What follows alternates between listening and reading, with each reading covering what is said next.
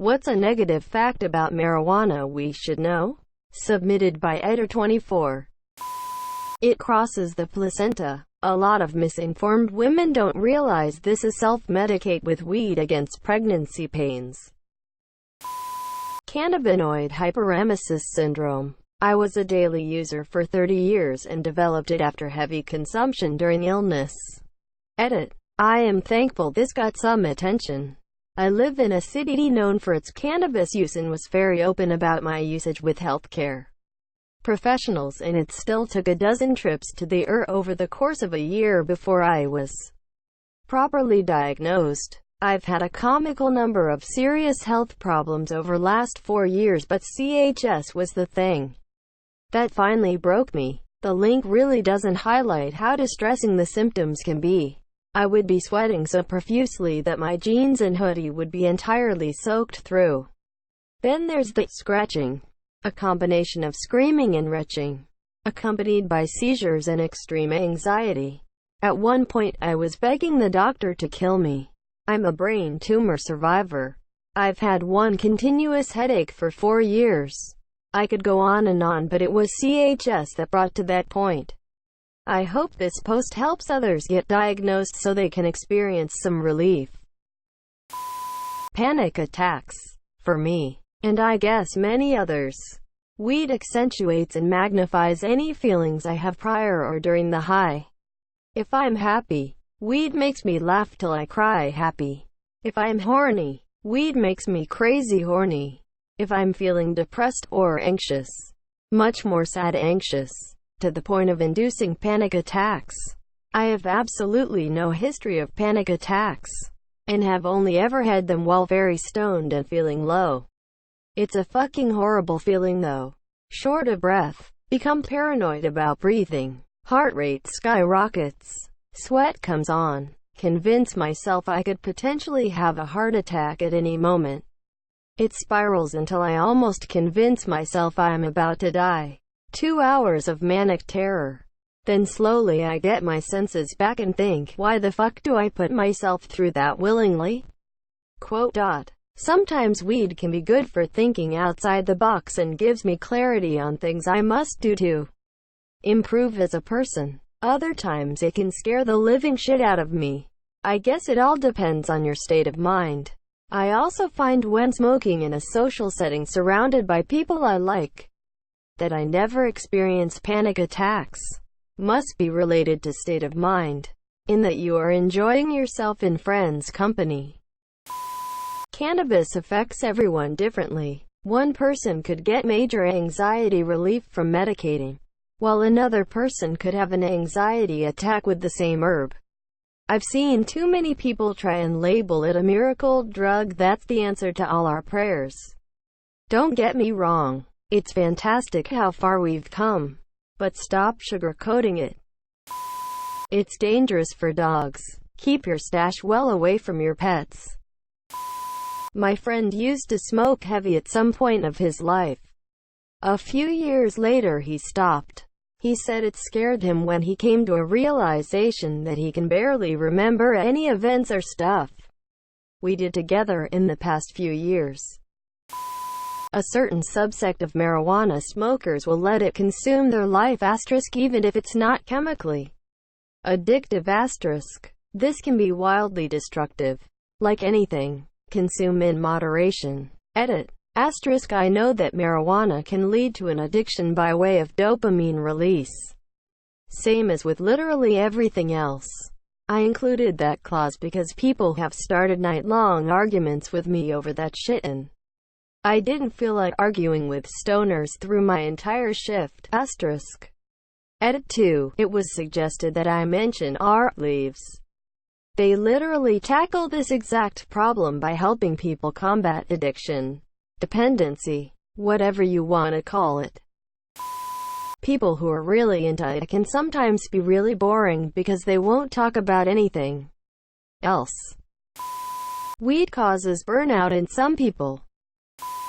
George Carlin once gave an interview where he said, marijuana is a drug that engenders its own disuse. He explained that, after a certain amount of time, the expansive, creative element of being high goes away and all that's left is the loopy, dull-witted effect. I found this to be very true for myself.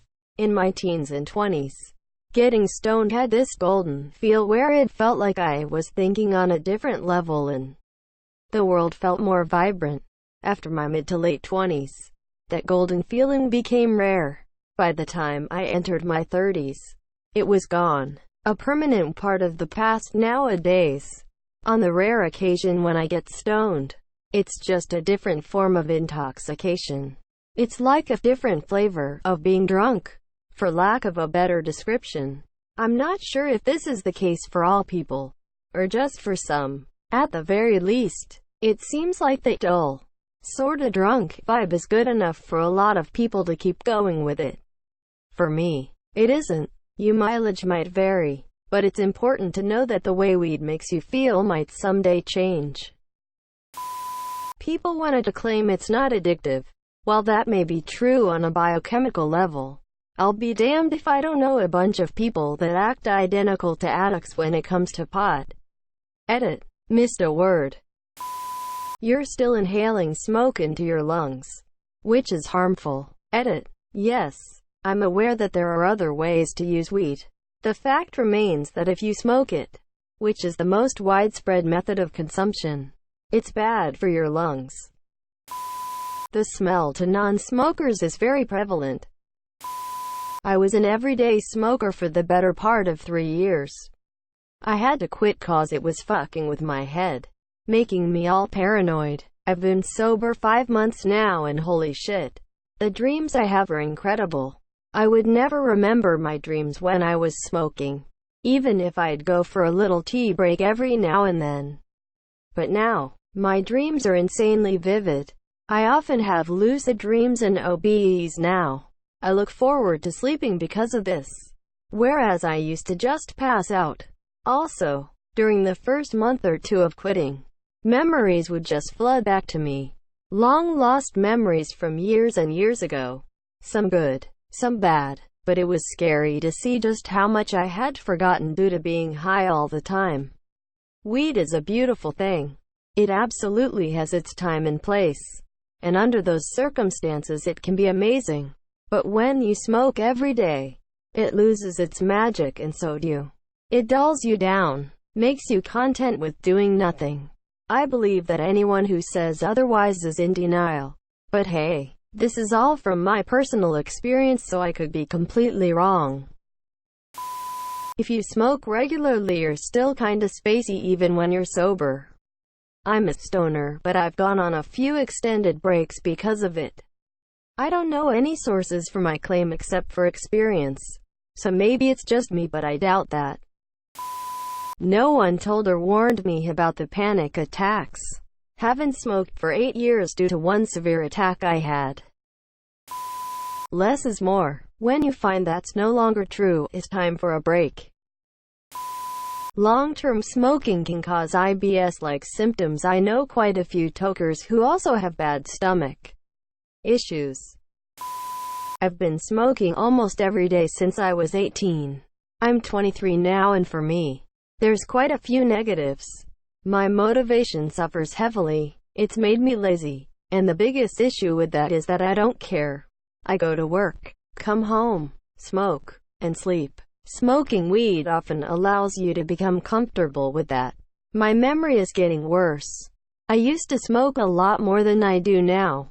5 or 6 joints a night compared to the 1 or 2 I smoke now. But I find that a lot of memories are hazy, or that I just forget simple things that others don't. Your health will suffer. I suppose this is a negative that everyone is aware of, but it's important to remember.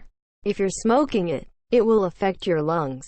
My father has been smoking weed for 30 plus years, and was diagnosed with COPD a few years ago. He still smokes on the regular, though this isn't the case for everyone. It can be addictive. You don't suffer the same horrific effects as those that use class of drugs, but a craving still may be there. For the THC, if nothing else, I'd say that I absolutely crave it. I can't go to bed without being stoned anymore. because I've managed to convince myself that I won't be able to sleep otherwise. Marijuana can be your friend if you smoke in moderation. So get high responsibly.